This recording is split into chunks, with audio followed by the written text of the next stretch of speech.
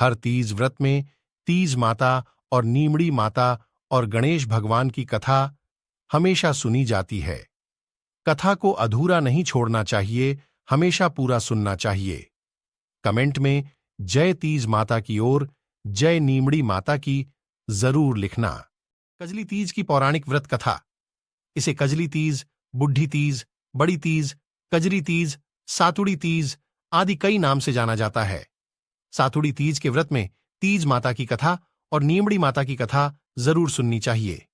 कथा शुरू करने से पहले वीडियो को लाइक और चैनल को सब्सक्राइब कर लीजिए।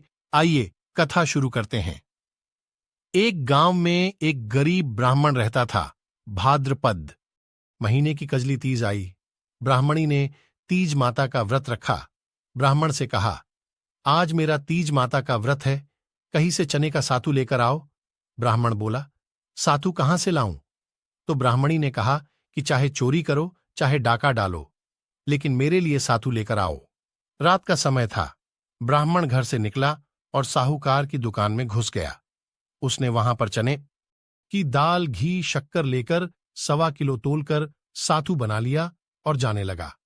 आवाज सुनकर दुकान के नौकर जाग गए और चोर चोर चिल्लाने लगे।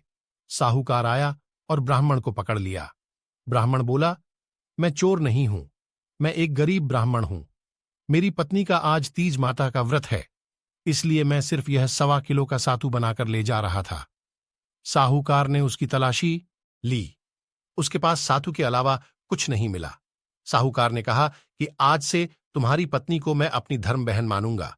उसने ब्राह्मण को सातू, गहने, रुपए, मेहंदी, लच्छा और बहुत सारा धन देकर ठाठ से विदा किया।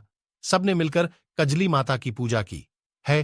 तीज माता जैसे ब्राह्मण और ब्राह्मणी पर कृपा की, वैसी कृपा सब पर करना। इसी के साथ पहली तीज माता की कथा पूरी हुई। अब दूसरी नीमड़ी माता की कथा शुरू करते हैं। एक शहर में एक सेठ सेठानी रहते थे। वह बहुत धनवान थे, लेकिन उनके पुत्र नहीं था।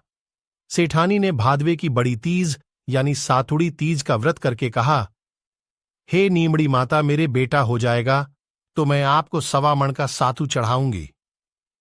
माता की कृपा से सेठानी को 9वें महीने लड़का हो गया। सेठानी ने सातू नहीं चढ़ाया। समय के साथ सेठानी को 7 बेटे हो गए, लेकिन सेठानी सातू चढ़ाना भूल गई। पहले बेटे का विवाह हो गया। सुहागरात के दिन सोया तो आधी रात को सांप ने आकर डस लिया और उसकी मृत्यु हो गई।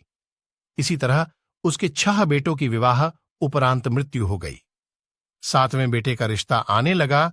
सेठ सेठानी मना करने लगे तो गांव वालों के बहुत कहने व समझाने पर सेठ सेठानी बेटे की शादी के लिए तैयार हो गए। तब सेठानी ने कहा, गांव वाले नहीं मानते हैं तो इसकी सगाई दूर देश में करना। सेठ जी सगाई करने के लिए घर से चले और बहुत दूर एक गांव आए। वहां 4-5 लड़कियां खेल रही थीं जो मिट्टी का घर बनाकर तोड़ रही थीं। उनमें से एक लड़की ने कहा, मैं अपना घर नहीं तोड़ूंगी। सेठ जी को वह लड़की समझदार लगी। खेलकर जब लड़की वापस अपने घर जाने लगी तो सेठ जी भी पीछे पीछे उसके घर चले गए। सेठ जी ने लड़की के माता पिता से बात करके अपने लड़के की सगाई व विवाह की बात पक्की कर दी। घर आकर विवाह की तैयारी करके बेटे की बारात लेकर गया और बेटे की शादी संपन्न करवा दी। इस तरह 7वें बेटे की शादी हो गई। बारात विदा हुई। लंबा सफर होने के कारण लड़की की मां ने लड़की से कहा कि मैं यह सातू व सीख डाल रही हूं।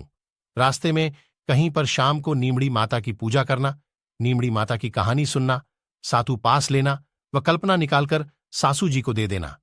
बारात धूमधाम से निकली।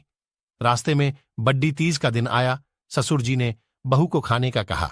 बहू बोली, आज मेरे तीज का उपवास है, शाम को नीमड़ी माता का पूजन करके नीमड़ी माता की कहानी सुनकर ही भोजन करूंगी। एक कुएं के पास नीमड़ी नजर आई तो सेठ जी ने गाड़ी रोक दी। बहू नीमड़ी माता की पूजा करने लगी तो नीमड़ी माता पीछे हट गई। बहू ने पूछा, हे माता, आप पीछे क्यों हट रही हो? इस पर माता ने कहा, तेरी सास ने कहा था पहला पुत्र होने पर सातू चढ़ाऊंगी और 7 बेटे होने के बाद, उनकी शादी हो जाने के बाद भी अभी तक सातू नहीं चढ़ाया। वो भूल चुकी है।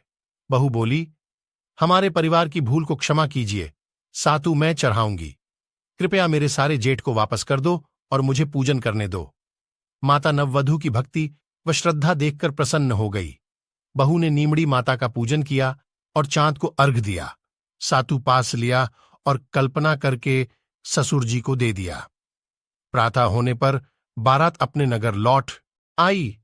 जैसे ही बहू ने ससुराल में प्रवेश किया, उसके छहों जेठ प्रकट हो गए। सभी बड़े खुश हुए।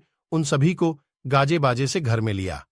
सासू बहू के पैर पकड़ के धन्यवाद करने लगी तो बहू बोली, सासू जी, आप ये क्या कर रहे हो?